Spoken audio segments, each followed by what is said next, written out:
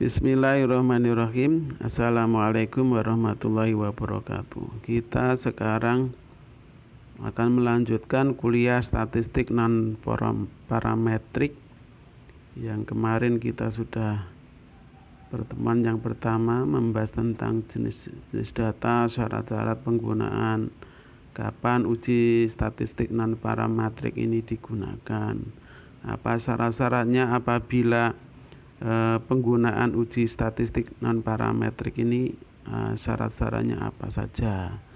Maka untuk pertemuan kita yang kedua ini adalah membahas uji McNamara, di mana uji McNamara ini diperkenalkan oleh seorang psikolog bernama Quinn McNamara pada tahun 47. Ini adalah digunakan untuk kesehatan ya. Uji ini digunakan untuk penelitian yang membandingkan sebelum dan sesudah peristiwa treatment, di mana tiap objek digunakan sebagai pengontrol dirinya sendiri.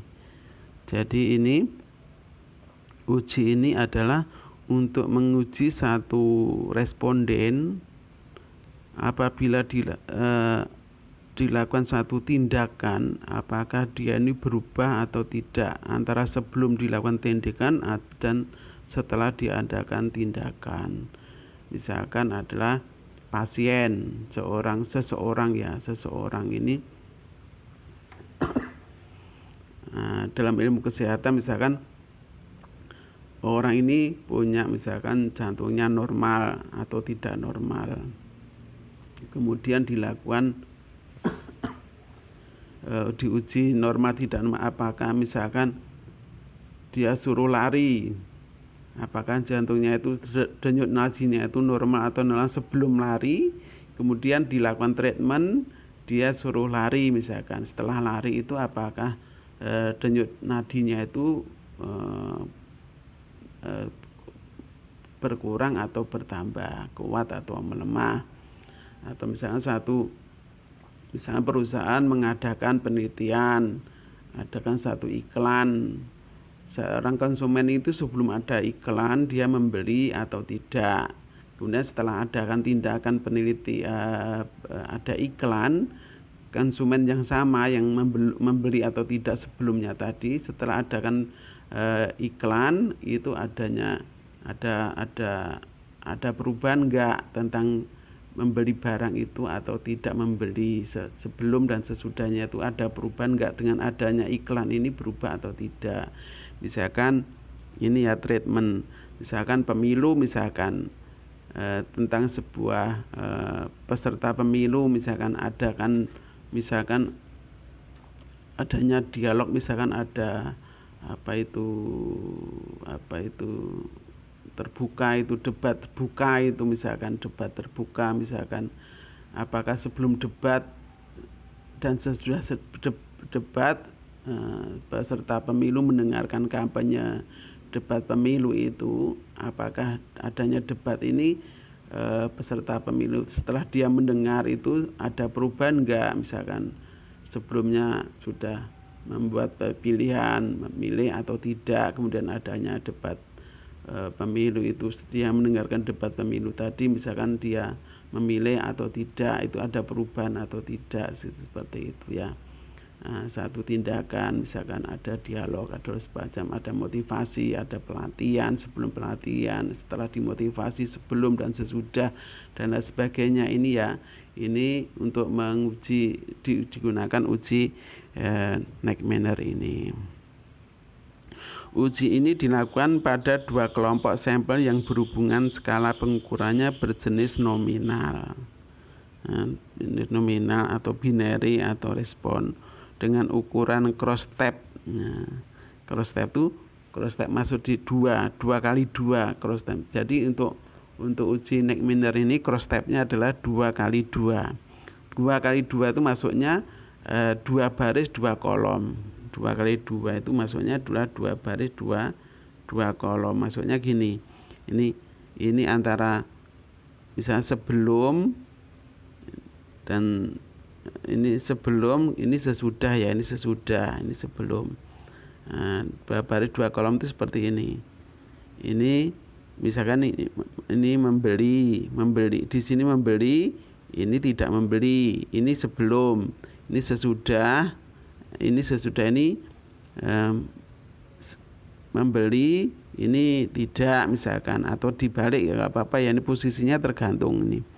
Ini misalkan 2 baris, 2 ini adalah 2 baris 1, baris 2. Ini kan kotaknya gini.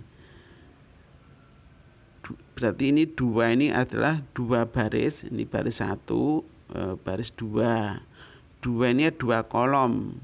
Kolom 1, kolom 2. Ini kolom 1 di sini, 2 di sini. Contohnya seperti itu. Jadi syarat untuk cross tab-nya untuk uji Neckmanner ini 2 baris 2 kolom. Ini diperhatikan nanti untuk menentukan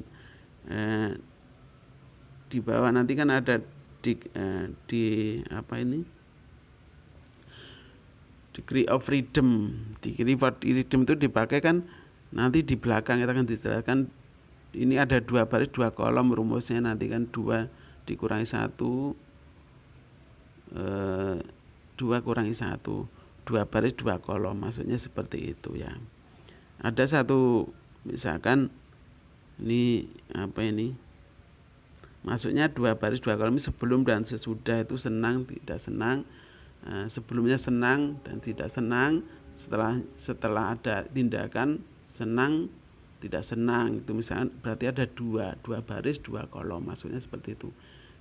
Contoh yang lain misalkan 3 baris 3 kolom, misalkan 3 baris 3 kolom itu seperti ini. Ini misalnya 3 baris 3 kolom. Ini ya, ini 1 2 3. Maksudnya gitu. 1 2 maksudnya ya ini 1 1 2 3, 1 2 3 gitu. Ini 3 baris 3 kolom ya. Maksudnya maksud cross tab itu seperti ini. Maksud saya menjelaskan cross tab itu seperti ini. Kegunaan uji Neckmanner. Uji Neckmanner ini merupakan salah satu metode pengujian hipotesis yang digunakan ketika terdapat 2 sampel yang saling berpasangan tergantung salah satu. Contoh yang paling umum adalah situasi sebelum dan sesudah. Sesuai adanya satu treatment atau perlakuan atau satu tindakan, keadaan sebelum dan sesudah itu ada dilakukan. Misalkan seorang karyawan ini motivasinya seperti apa sebelumnya itu, kuat, lemah misalkan, dan dilakukan motivasi, misalkan dia akan pelatihan motivasi seperti itu. Kemudian setelah diadakan motivasi tadi, training motivasi ya, itu ada perubahan motivasi enggak sesudah training itu, kuat atau lemah, berubah atau tidak, itu penelitiannya seperti itu.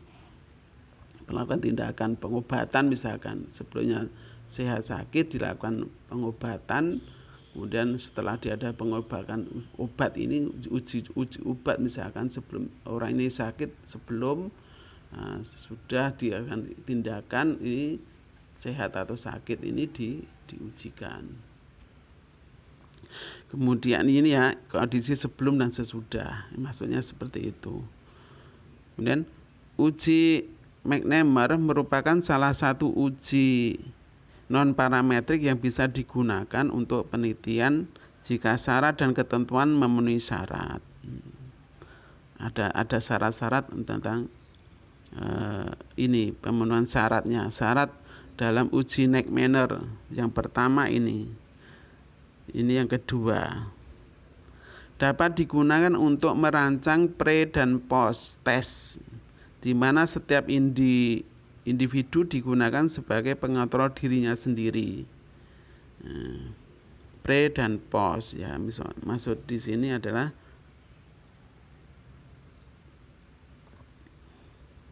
ini satu kolom ya, ini adalah Ini adalah pre-nya di sini, pre sebelum, ini di sini sebagai sesudah. Nah, gini, ini sebelum dan sesudah. Positif, negatif. Ini tergantung ya, nanti Anda bisa baca ini. Negatif, positif terserah nanti. Nanti ini di sini negatif misalkan. Nanti Anda harus memahami perubahan-perubahan itu, tergantung nanti Anda meletakkan positif negatifnya, senang sudah, itu tergantung Anda sendiri ya, tergantung Anda sendiri dalam penggunaannya, dalam menyusun sebuah baris dan kolom tadi, membuat cross step tadi ya. Dapat digunakan yang kedua, ini syarat yang kedua. Jadi ini yang pertama adalah ada terjadinya pre dan post, sebelum dan sesudah syaratnya. Ada satu tindakan sebelum tindakan dan setelah adanya tindakan terhadap satu responden ini, terhadap seseorang ini atau satu sampel ini diujikan kondisinya sebelum dan sesudah, membandingkan sebelum dan sesudahnya setelah adanya tindakan.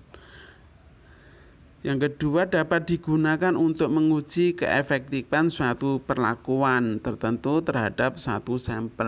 Satu sampel maksudnya satu responden diuji tadi sebelum dan sesudahnya. Ini digunakan kondisi sebelum dan sesudah. Misalkan ujian, misalkan ini terjadinya misalkan diuji, nanti ada uji membandingkan antara sebelum corona dan setelah corona, misalkan penghasilan nanti setelah corona berakhir, atau tingkat ekonomi sebelum dan sesudahnya itu naik atau turun, tinggi atau rendah dan sebagainya. Ini bisa dibandingkan dengan menggunakan uji statistik non parametrik ini. Kemudian pengertian dan penggunaan uji neck manner. Datanya berbentuk binary respon nominal ya tadi, senang susah, tinggi rendah, normal tidak normal, sehat sakit, itu adalah nominal. Cross step tadi yang dijelaskan di cross step 2x2, 2 baris, 2 kolom tadi Anda perhatikan. Ini seperti tadi. Misalnya gini. 1 2 baris, 2 kolom, 1 2. Ini sebelum, ini sesudah, maksudnya seperti itu ya. 2 baris, 2 kolom, cross stepnya seperti itu. Rancangan penilaian berbentuk pre-post, pre dan post tadi, sebelum dan sesudah ada tindakan, sebelum dan sudah ada tindakan. Satu sampel diukur 2 kali, diukur 2 kali sebelum dan sesudahnya. Satu orang ini motivasinya diuji sebelum dan sesudahnya. Sebelumnya motivasinya tinggi atau rendah, setelah ada treatment motivasinya tinggi atau rendah juga diteliti. Kemudian setelah ada tindakan tadi sebelum dan sesudah. Hipotesis penelitian merupakan perbandingan antara nilai sebelum dan sesudah atau perlakuan. Jadi hipotesis penelitian, jadi kan penelitian ini adalah menguji apakah misalkan ini tadi misalkan ujinya adalah kita ingin mengetahui iklan, misalkan iklan TV, satu produk tentang iklan TV. Iklan TV. Seseorang itu setelah membeli setelah ada iklan itu dibandingkan pelanggan ini dibandingkan dia kondisinya, dia membeli barang itu atau belum, dia membeli atau tidak misalkan terhadap satu produk, itu kondisi sebelumnya. Kan ada pembeli yang sudah membeli atau ada juga yang belum. Nah, kemudian ada iklan, apakah iklan setelah mendengar iklan pelanggan tadi, orang yang sama itu membeli atau tidak. Nah, seperti itu. Jadi membandingkan sebelum dan sesudahnya ada iklan ini. Seorang responden itu membeli atau tidak sebelum dan sesudahnya. Maka hipotesnya apakah iklan itu berpengaruh terhadap pembelian atau penjualan barang produk itu pada perusahaan apa. Setelah ada iklan atau apakah iklan ini apakah terdapat perbedaan atau apakah ada perubahan atau ada pengaruh pembelian pelanggan setelah ada iklan. Nah, seperti itu. Terdapat pengaruh iklan terhadap pembelian barang perusahaan setelah ada iklan atau tidak. Kemudian ini adalah hipotesis yang disusun seperti itu. Bertujuan untuk membuktikan adanya perubahan atau tidak setelah diberi intervensi. Setelah ada iklan tadi ada perubahan atau tidak. Jadi iklan ini mempengaruhi pembeli tidak dalam setelah dia melihat iklan atau setelah dia ada satu tindakan tertentu. Dibuat tabel frekuensi yang berbentuk tabel 2x2, 2x2, 2 baris 2 kolom, ini 2. Ini baris 1, 2, ini kolom 1, kolom 2. Ya. Kolom 1, kolom 2. Ini pos ini di sini, ini adalah ini kondisi sebelum, ini sesudah posnya, ini posisinya tulisannya di sini ya. Pos kondisi sebelum membeli tidak, ini tidak membeli. Plus ini tandanya membeli ya. Nah, kalau negatif itu berarti tandanya tidak membeli. Ini tergantung nanti posisinya tabel ya. Posisi tabel Anda menempatkan positif beli atau tidaknya itu nanti Anda perlu perhatian ya. Tidak harus mesti. Misalnya di sini positif, yang di atas ini positif, ini negatif. Bisa saja nanti di sini Anda meletakkan di sini negatif, ini juga positif, bisa di sini juga. Atau nanti dirubah juga, ini kan negatif di sini, ini positif. Bisa saja nanti Anda mengubahnya di sini yang positif, di sini negatif, bisa nanti. Ya. Tapi kita membuat contoh ini. Nanti tergantung nanti juga. Anda perlu perhatian itu kapan meletakkan negatif positif atau positif negatif. Ini tidak harus positif negatif ya, bisa juga 1, 2 atau 0, 2. Ini hanya satu penyimbulan saja. Negatif itu berarti tidak beli, positif itu berarti membeli. Nah, ini hanya satu simbol saja. Bisa saja nanti Anda memberikan simbol ini 1, 2 atau 0, 1. Pokoknya ini hanya satu simbol. 0, 1 atau 1, 2, positif, negatif, sebelum, sesudah, gitu aja nanti. Misalkan di sini Anda tidak memberikan simbol 1 atau plus gitu, plus atau minus enggak. Bisa saja sebelum, sesudah. Beli, tidak membeli. Beli, tidak membeli, seperti itu. Anda langsung berikan seperti itu. Ini perlu diperhatikan. Ini contoh ini, untuk contoh ini ya. Contoh ini untuk yang di sel A ini, A, jika jika dia berubah dari positif ke negatif, ini positif berubah jadi negatif, ini berarti posisinya A. Kemudian di sel D ini yang perubahan ya, yang berubah ini D ini adalah dari negatif ke positif, maka di D ini, di sini itu ya. Kemudian untuk B dari positif ini adalah selnya B. Kemudian di C C ini adalah jika sebelumnya adalah negatif, sesudahnya juga negatif. Ini ya. Ini harus Anda pahami, ini hanya negatif positif ini hanya satu simbol saja.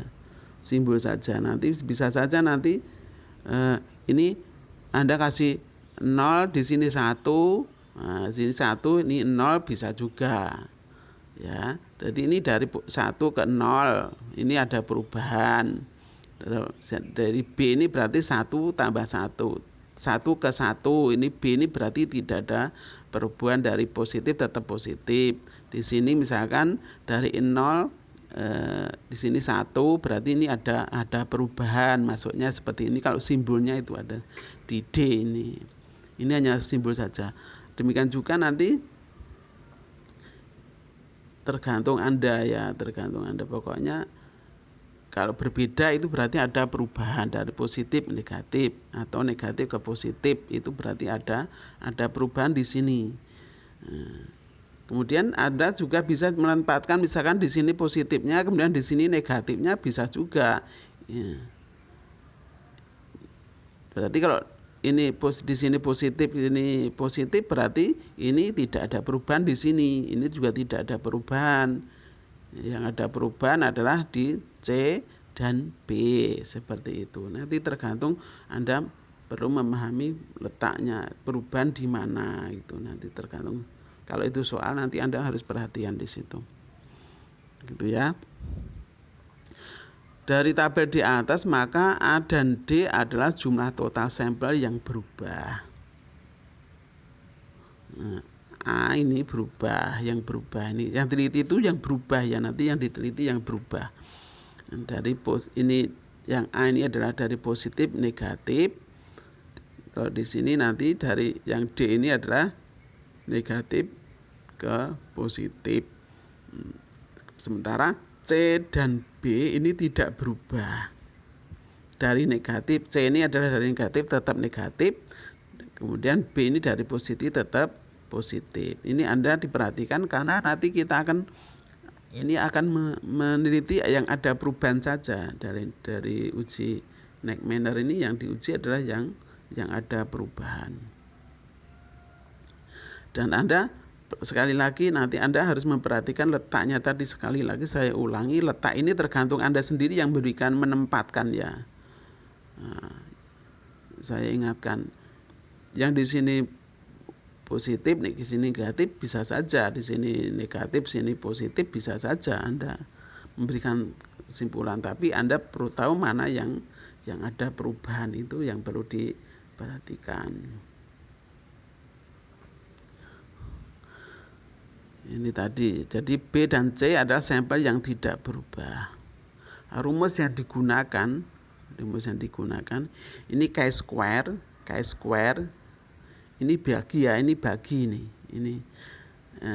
mutlak A min D dikurangi 1 pangkat 2 dibagi dengan A plus D. Ini rumusannya. Tapi ini mutlak, angka mutlak ya,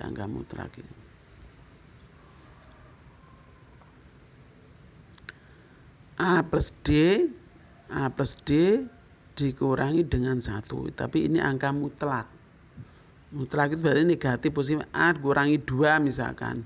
A ini misalkan 3 dikurangi 5 misalkan. Berarti kan 3 kurang 5 kan minus berapa itu? Minus 2. Dimutlakan jadi tetap 2. Nah, gitu, karena minus 2 mutlak terus dikurangi 1 di pangkat 2 terus dibagi A plus D 2 ya. Ini adalah koefisien Chi-square ya bacanya, Chi-square S kuadrat. Nilai A adalah pada sel A yang di kolom tadi, ini yang disesuai dengan contohnya tadi. Ini A, ini D, maksudnya seperti itu. Ini D. Nah, ini tadi yang di kolom di sel A, D adalah di sel D maksudnya. Dengan degree of freedom-nya 1. Jadi degree of freedom-nya 1. Tadi kan ada ini 1, maksudnya ini kan ada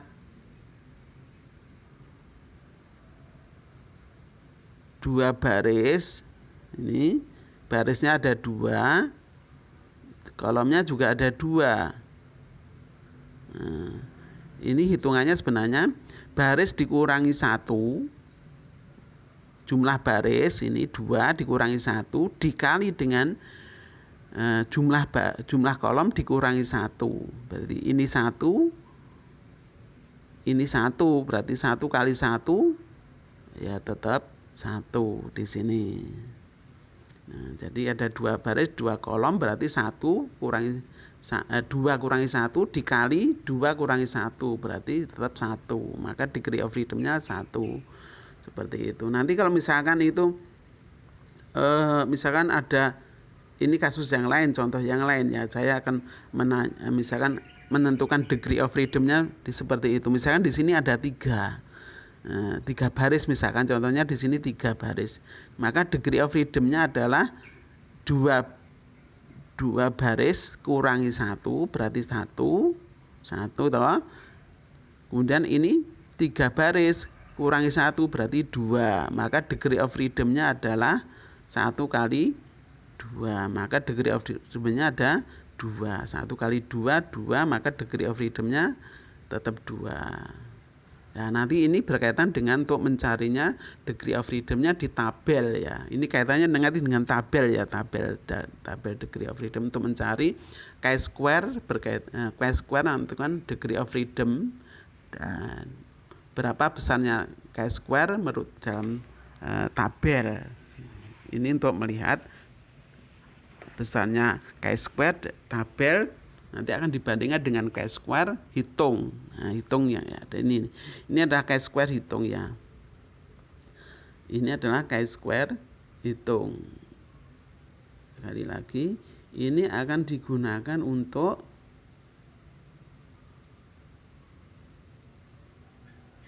jadi ini adalah chi-square hitungnya berapa, nanti akan dibandingkan dengan chi-square tabel. Chi-square tabel nanti ada di sini. Degree of freedom-nya tadi jumlah baris kolom tadi masing-masing kurangi 1.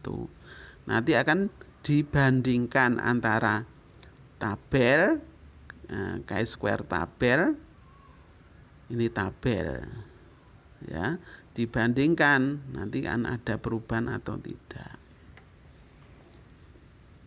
Ini chi-square hitung dan ini chi-square tabel. Cara mencari chi-square tabel contohnya di bawah ini, misalkan ini contoh di dalam soal itu kan ada di dalam materi itu, ini tabel ya di sini. Ini degree of freedom-nya itu di sini. Ini ada degree of freedom berapa ini sampai ini. Dan untuk mencari chi-square tabel ya nanti dengan tingkat signifikansi berapa persen, misalkan ini dari 1%, ini 5%, ini 10%, ini berapa ini? 25%, 2,5%, ini ya ini 25%, ini 10%. Nah, nanti kita akan mencari berapa besarnya chi-square tabel itu adalah dengan melihat degree of freedom-nya ini berapa, 1 contohnya tadi ya. Kemudian tingkat signifikansinya misalkan alfanya adalah 5%, misalkan di sini ini 5%. Maka saat satu ke arah ke sini ini 5%, ketemulah berapa itu 3,84. Nah, ini adalah chi-square tabel. Nanti akan dibandingkan dengan chi-square hitungnya seperti itu. Ini lagi,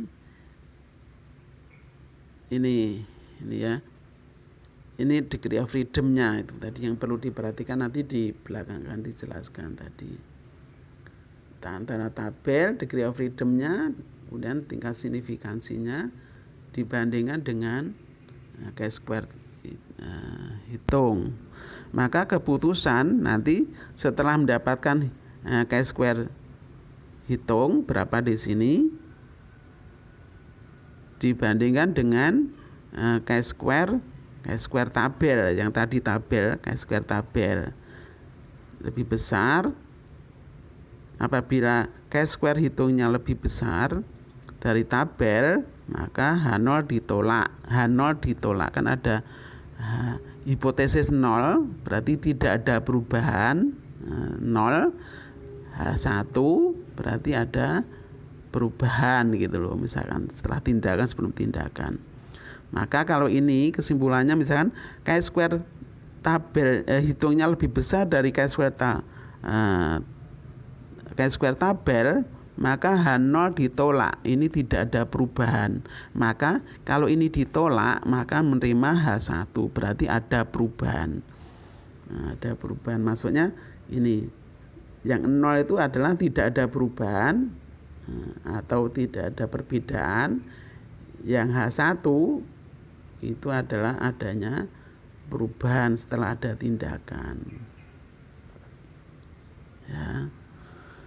Sekali lagi ini memberikan kesimpulan nanti setelah menghitung itu chi-square tabel dibandingkan dengan chi-square hitung ya, ini dibandingkan dengan tabel, maka akan dibandingkan. Bila lebih besar ini ya, yang ini bila lebih besar maka H0 ditolak. H0 ditolak itu netral, H0 hipotesis yang tidak ada perubahan. Kalau H0 ditolak berarti akan menerima H1. H1.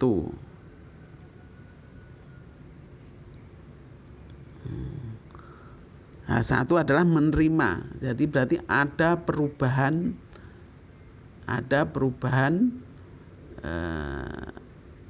tindakan. Setelah ada tindakan berarti ada perubahan.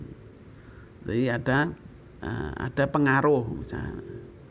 Kalau menolak H0 berarti H0 tadi kan netral, tidak ada pengaruh. Berarti H1-nya adalah pengaruh berlawanan. Kalau menolak yang H0 berarti menerima H1.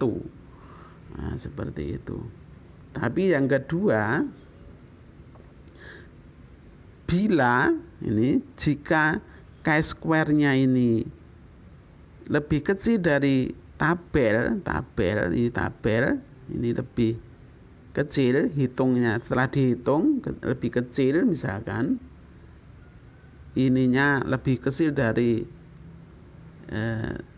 tabel, besar tabelnya daripada hitungnya, chi-square hitungnya, maka H0 diterima. H0 diterima kan tidak ada pengaruh. Kalau contoh iklan adalah tidak ada, iklan tidak mempengaruhi, iklan tidak berpengaruh terhadap pembelian konsumen, atau tidak ada pengaruh, pembelian konsumen. Contohnya seperti itu ya. Makanya yang 0 itu tidak ada pengaruh atau tidak ada perubahan seperti itu. H1-nya ini hanya penyimpulan ya, H1 ini hanya penyimpulan saja. H1 bisa saja HA juga bisa, HO, H1 HO itu adalah yang tidak ada perubahan, HA itu adalah perubahan. Contoh ini hanya satu pensimpulan saja, disimpulkan. Ini untuk menguji pengaruh tidak pengaruhnya, rumusnya ini. Apabila sekali lagi bila chi-square-nya lebih besar dari chi-square hitung lebih besar dari chi-square tabel, maka H0 ditolak, menerima H1 atau HA. H0 tidak ada perubahan, H1 ada perubahan, gitu ya. H0 tidak ada pengaruh, H1 ada pengaruh, misalkan terhadap tindakan itu ada pengaruhnya. Seperti itu. Kalau menolak H0 berarti menerima H1. Kalau menerima H0 berarti menolak H1. Kalau diterima tidak ada pengaruh berarti H0 diterima. Ini apabila yang ini menolak H1. Paham nggak ya ini? Ini perlu diperhatikan. Untuk memberi satu kesimpulan nanti setelah Anda melakukan hitungan ini kan Anda membuat satu kesimpulan. Apakah membuat kesimpulan setelah diuji tadi ada pengaruhnya, ujinya adalah pakai uji chi-square Neck-Miner ini. Maka Anda membuat setelah dihitung berapa chi-square-nya, Anda membuat satu kesimpulan.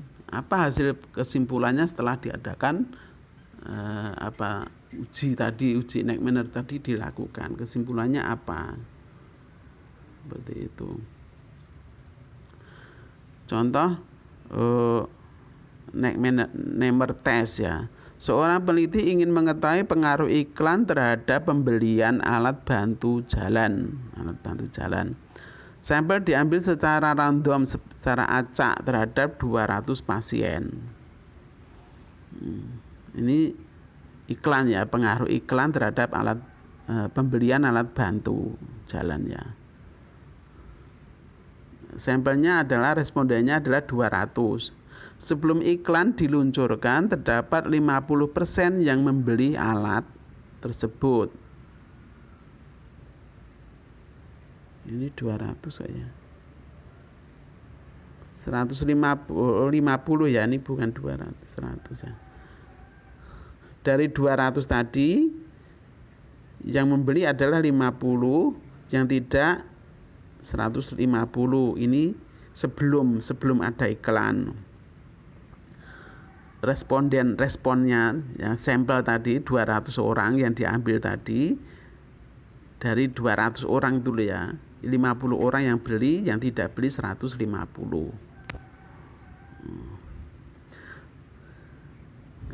Ini sebelum ada iklan. Jadi yang membeli hanya 50, 150 belum, tidak membeli. Itu sebelum ada iklan. Setelah iklan ternyata dari 200 orang tersebut terdapat 125 orang yang membeli dan tidak membeli 75. Jadi setelah ada iklan, 200 orang tadi yang membeli 125, yang tidak membeli 75.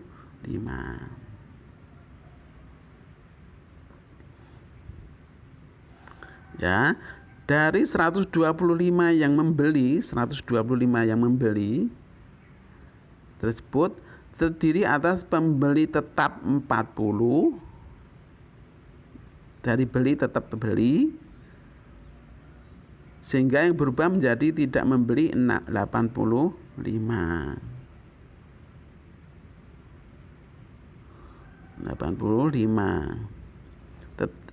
Dari 125 yang 40 orang ini dari atas pembeli tetap adalah 40 dari ini. Kemudian yang berubah, sehingga yang berubah menjadi tidak membeli 85 orang. Dari 75 yang tidak membeli, yang tetap 65 ini tetap yang tidak beli, yang berubah 10 orang, yang berubah 10 orang. Untuk menentukan judul dan hipotesis, maka judul penelitian tadi adalah pengaruh iklan terhadap penjualan alat bantu jalan. Jadi ini kasus ini judulnya adalah pengaruh iklan terhadap penjualan alat bantu jalan. Ini yang disusun, judulnya adalah itu. Jadi ini hipotesis yang dibuat H0 yang tadi saya singgung di depan, tidak terdapat pengaruh. Jadi penelitian ini adalah judulnya adalah pengaruh iklan terhadap penjualan bantu jalan di perusahaan mana gitu ya. Hipotesis yang disusun ada dua hipotesis. Jadi hipotesisnya adalah tidak ada pengaruh, iklan itu tidak mempengaruhi jumlah penjualan. Ini H0. Ini kemungkinan pertama dan kemungkinan kedua. Jadi pertanyaannya adalah iklan ini tidak berpengaruh, tidak terdapat perbedaan, tidak ada pengaruh jumlah penjualan sebelum dan sudah iklan diberikan. Yang H1 terdapat perbedaan jumlah penjualan sebelum dan sesudah ya, sesudah iklan diberikan, setelah iklan diberikan ya. Ini ya, ini penjualan ya, sebelum dan sesudah ini sesudah ya. Ini saya ulangi lagi, ini sebelum dan sesudah. Ini sebelum, ininya sesudah, ini dicoret ini sesudah, ini sebelum dan sesudah ini diberikan iklan tadi. Iklan ya. Sesudah iklan diberikan. Jadi tepatnya tidak terdapat perbedaan ya, 0H0 ya, tidak terdapat perbedaan jumlah penjualan sebelum dan sesudah iklan diberikan. Ini H0-nya. H1 terdapat perbedaan jumlah penjualan sebelum dan sesudah iklan diberikan. Nah, nanti kan kesimpulannya kalau tadi bila yang pertama tadi, hipotesis yang pertama tadi, bila chi-square-nya lebih besar dari chi-square tabel, maka menerima H1 ini diterima, maka H0 ditolak. Kesimpulannya terdapat perbedaan jumlah penjualan sebelum dan sesudah iklan diberikan. Menolak H0, berarti kesimpulannya H1 diterima. Kesimpulannya bunyinya terdapat perbedaan jumlah penjualan sebelum dan sesudah iklan diberikan. Tapi seandainya chi-square-nya chi-square hitung lebih kecil dari chi-square tabel, maka kesimpulannya gini, H0 diterima, H1 ditolak. Ini bila chi-square tabelnya lebih besar dari chi-square hitung. Ini. Maka kesimpulannya H0 diterima. H0 diterima itu berarti bunyi kesimpulannya tidak terdapat perbedaan jumlah penjualan sebelum dan sesudah iklan diberikan. Kesimpulannya seperti itu dengan tingkat signifikansi 0,05.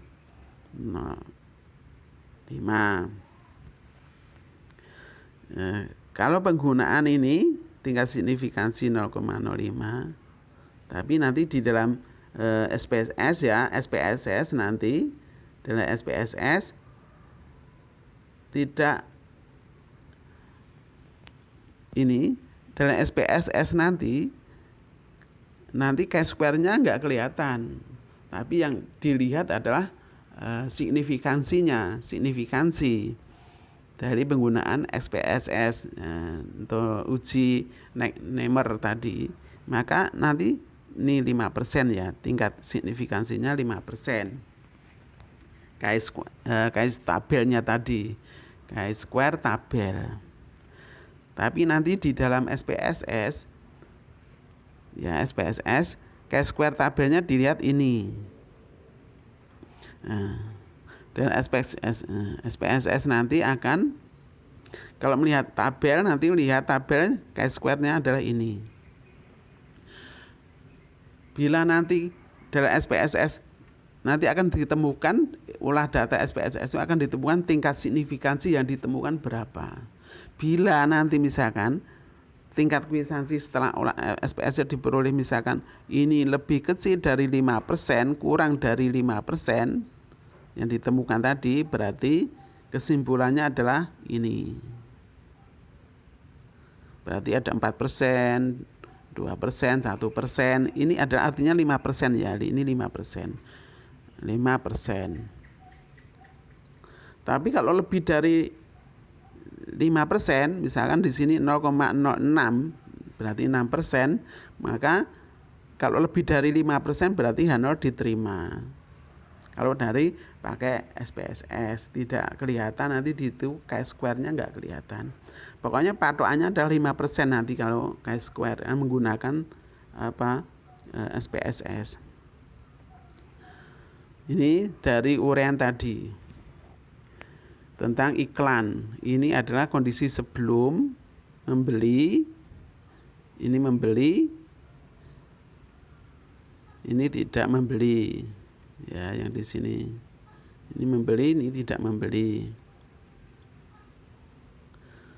Kemudian sesudah iklan,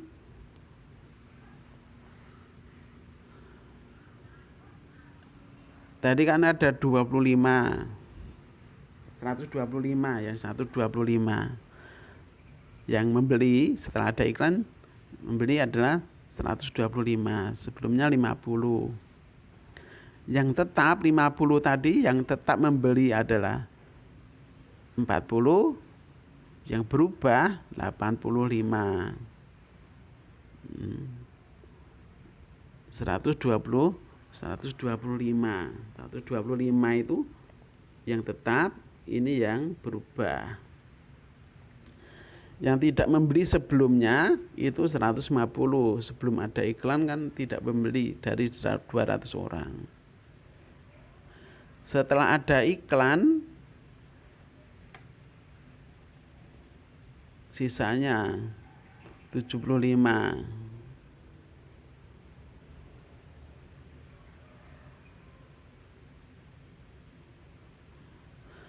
Yang 65 tetap, yang 10 berubah dari 75 tadi. Maka total respondennya adalah 200. Total respondennya 200 atau sampelnya tetap 200. 200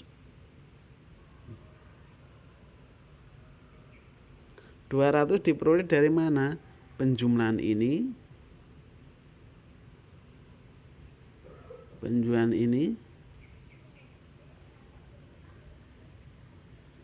125, 75. Ketemulah 200 sampel.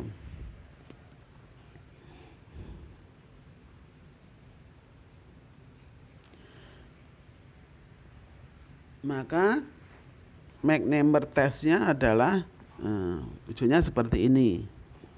Ini adalah sebelum, ini sesudah. Pre, post ya. Membeli, tidak membeli. Nanti tergantung Anda menempatkan bebas loh ya. Menempatkannya bebas. Di sini yang di atas itu adalah misalkan di sini tidak membeli, di sini membeli ya nggak apa-apa. Tapi nanti Anda harus tahu mana yang berubah, mana yang tidak berubah. Di sini misalkan yang membeli di sini, yang tidak membeli di sini, ya bisa saja. Tapi ketentuannya tetap yang berubah itu yang dicari. Dari yang membeli ke tidak membeli, dari yang tidak membeli menjadi membeli, itu yang dicari. Nanti posisinya. Tapi untuk kasus yang ini seperti ini yang kita pakai.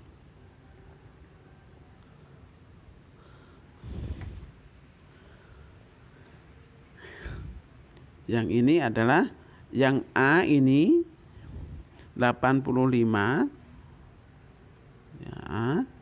Yang D adalah 10. D ini 10, maka ketemu di sini. Mutlak ya, mutlak ini mutlak. 85 kurangi 10 ketemu 75. Kalau misalnya sebaliknya misalkan dimutlakan, misalkan ya contoh yang lain contohnya. Misalnya dimutlakan ya, maksud dimutlakan itu adalah misalkan 10 kurangi 85, maka tetap mutlak, karena mutlak ya tetap 75. 75 mutlak. Tadi rumusnya adalah mutlak ya. Angka mutlak dikurangi 1 pangkat 2. 75 kurangi 1 berarti 74 dipangkat 2 dibagi dengan 85 ditambah dengan 95. Maka hasil chi-square-nya adalah sebesar 57,642. Chi-square dari iklan tadi. Nah, chi-square nanti akan digunakan dengan chi-square tabel ya. Dengan ketentuan tadi kolom dikurangi 1, ada 2 atau kolom. Nah, ini 2 kurangi 1, baris B itu baris degree of freedom. Jadi 2 kurangi 1, 2 kali 2 kurangi 1, 1, maka ketemulah 1. Diperoleh chi-square tabel sebesar 384. Diperoleh dari mana? Degree of freedom-nya 1 yang Anda ingat dengan tingkat signifikansi tadi adalah 5% ya, 5%. 3841 ini diperoleh di sini ini.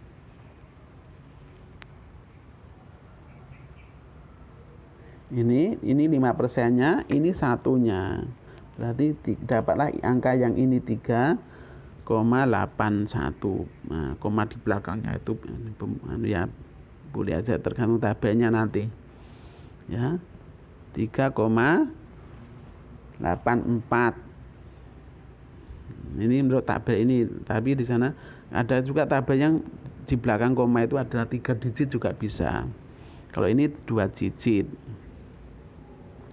Di belakang koma. Jadi Anda tahu ya cara mencari lewat tabel tadi, tabel chi-square. Ini 384 diperoleh dari tabel tadi. Yang akan digunakan untuk membandingkan dengan chi-square, ini yang dikatakan chi-square tabel. Dibandingkan dengan chi-square hitung yang dihitung tadi. Yang dihitung dari ini. Maka diperoleh ini.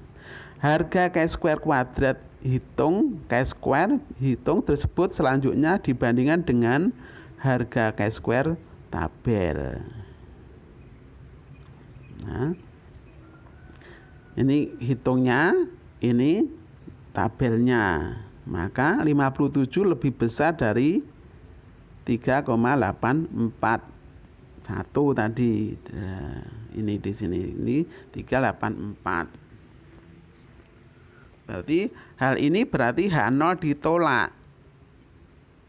H0 ditolak. Karena ini tadi kan ada H0. Ini loh. Ini H0 ditolak.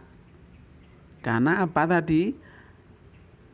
Chi-square hitungnya lebih besar dari chi-square tabel. Maka menerima H1. Bunyinya ini berarti kesimpulannya terdapat perbedaan jumlah penjualan sebelum dan sesudah iklan diberikan. Ini berarti kesimpulannya akan bunyinya ini. Jadi penelitian ini memberikan kesimpulan dengan dasar membandingkan hitung lebih besar dari tabel, chi-square hitung lebih besar dari tabel, maka H0 ditolak menerima H1 yang bunyinya H1 adalah ada perbedaan penjualan alat bantu jalan sebelum dan sesudah pemasangan iklan. Ini cara tadi tabel ya. Berikutnya contoh. Diambil sampel 22 orang laki-laki dewasa. Akan dilakukan pengukuran terhadap tekanan nadi. Mereka diminta untuk melakukan olahraga ringan. Nah, ada olahraga 22 laki-laki dewasa akan diukur tekanan nadinya. Jadi penelitian ini judulnya adalah apakah ada pengaruh ya, judulnya adalah pengaruh pengaruh olahraga terhadap tekanan nadi, ya, terhadap tekanan nadi. Pengaruh olahraga ringan terhadap tekanan nadi, judulnya seperti itu. Kode 1 ini adalah sebagai tekanan nadi normal. Bila normal itu adalah 70 sampai 80 per menit.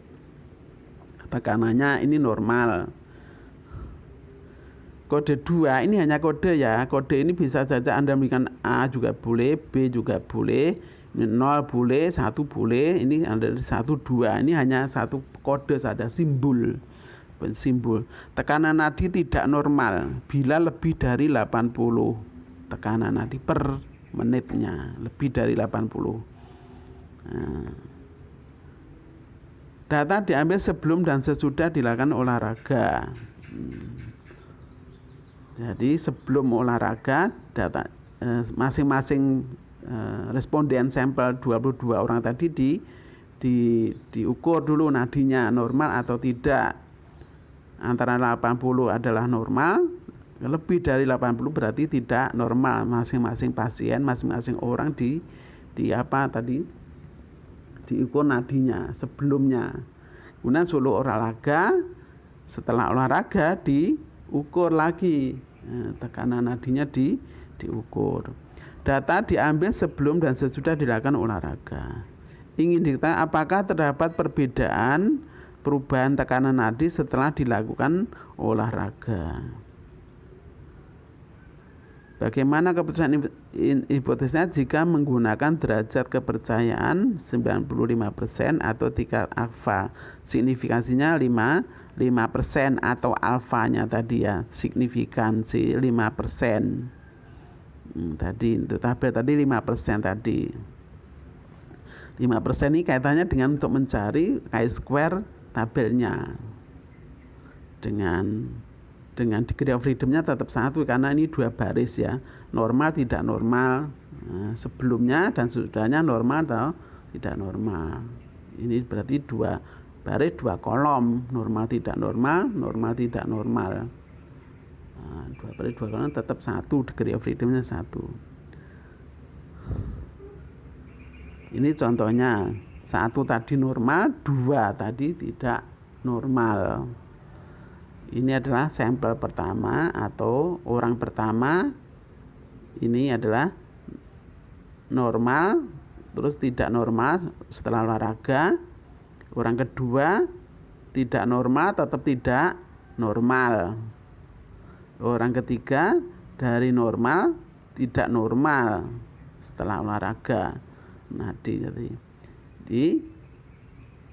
ini tidak normal, tetap tidak normal. Yang pertama normal, tidak normal. Ini bacaannya seperti itu. Orang ke-6 dari normal, tidak normal. Orang ke-7 dari normal, tidak normal.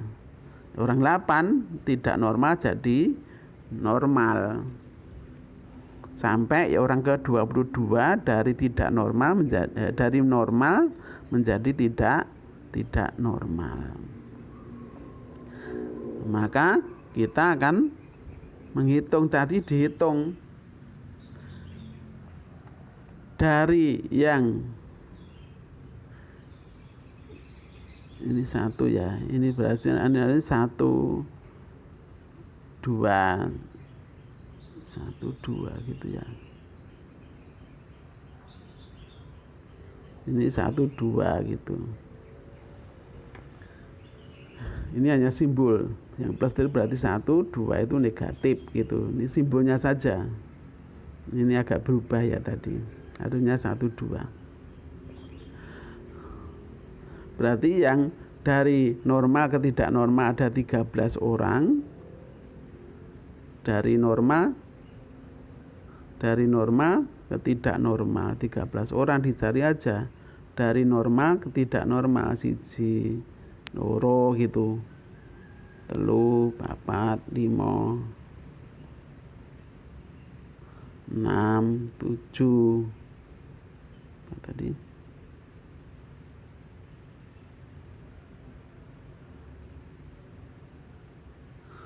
Itu dari normal tidak normal ini ya. Misalkan dari normal tidak normal ini. Nah, seperti tadi, ini cara menghitungnya. Kemudian dari yang tidak normal menjadi normal, tidak normal jadi normal, ya. Dari normal menjadi tidak normal, dicari. Ini ada 2, diperoleh dari mana ini? 2 ini dari tidak normal menjadi normal, dari 2 menjadi 1. Anda lihat dari 2 menjadi 1, siji, loro.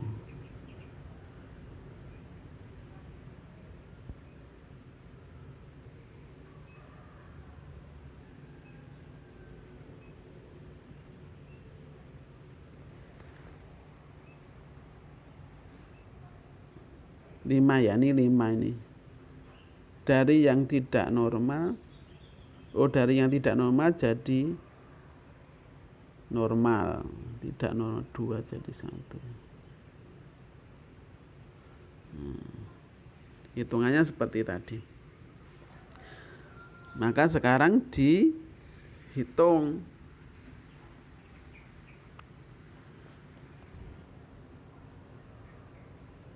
Tiga belas dikurangi 2, 13 kurangi 2 mutlak berarti 10 kurangi ini, oh ya, 13 kurangi 2 berarti ada berapa ini, harusnya 11 ya. 11 kurangi 1 jadilah 10 pangkat 2, jadi ketemu 100. Dari 13 tambah 2 ketemu 15, dibagi dapat 6,67. 6,67 dengan degree of freedom-nya 1, 2 baris 2 kolom, masing-masing dikurangi 1, dikalikan ketemulah 1. Cari dalam tabel. Maka ini akan dibandingkan.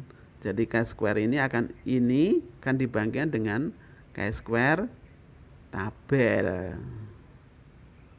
Chi-square tabelnya 6,67. Chi-square tabelnya ya tadi. Ini tetap angka yang sama. Degree of freedom 1, 5%. Nah, ini kalau misalkan ini adalah ketentuannya dari sini 1, ya berarti di sini 1% misalkan, nanti angka yang di bawahnya.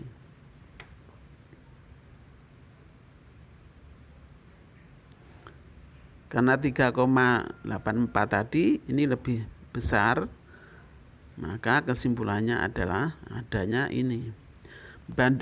Bandingkan nilai chi-square hitung di atas dengan nilai chi-square tabel. Hitungnya tadi, tabelnya dapat 3,84, hitungnya tadi dapat 6,67. Dibandingkan lebih besar dari tabel. Maka H0 ditolak. H0 ditolak itu apa? H0 ditolak berarti menerima H1. Bunyinya H1 tadi. Ada pengaruh olahraga terhadap tekanan nadi. Ada pengaruh berubah tekanan nadi setelah dilakukan, atau ada pengaruh tekanan nadi setelah dilakukan olahraga. Atau juga bisa kesimpulannya adalah ada perbedaan tekanan nadi antara sebelum dan setelah olahraga. Kesimpulannya pokoknya ada pengaruh, ada perubahan, ada perbedaan. Nah, seperti itu kesimpulannya ya, buat hipotesisnya.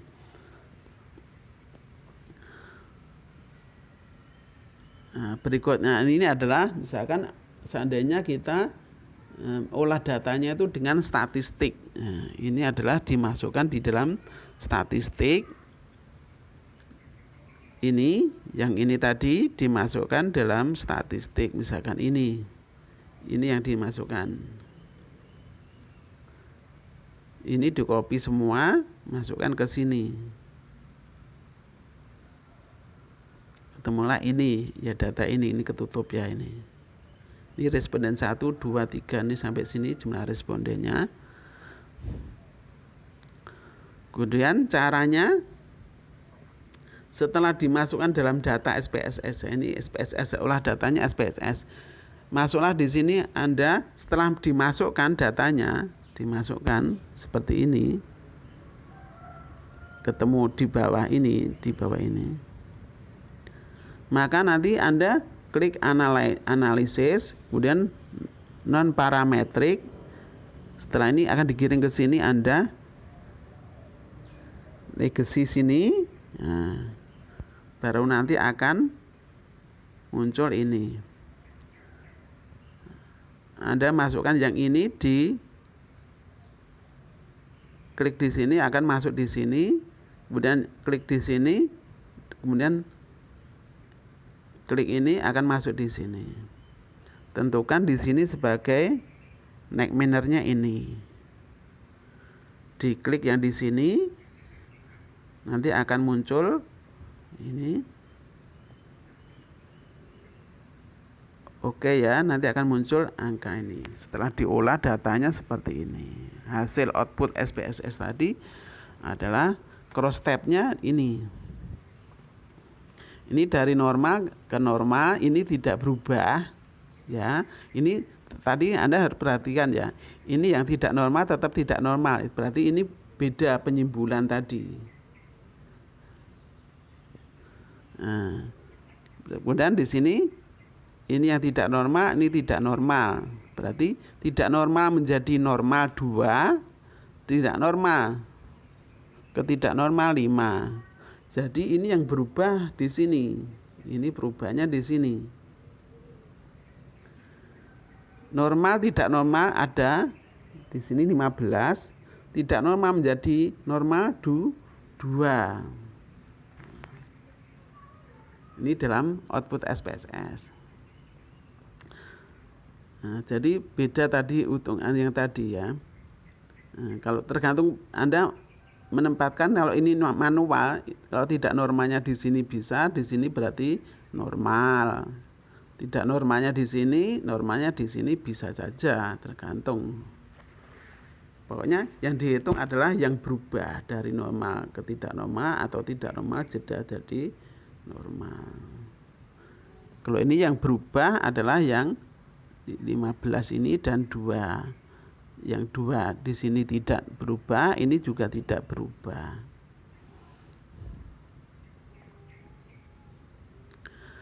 Nah, setelah hasil olah SPSS menunjukkan ini adalah tingkat signifikansi ya. Ini adalah 0,007. 0,007 berarti ini adalah 0,7%. Nah, pada yang dikehendaki adalah 5%.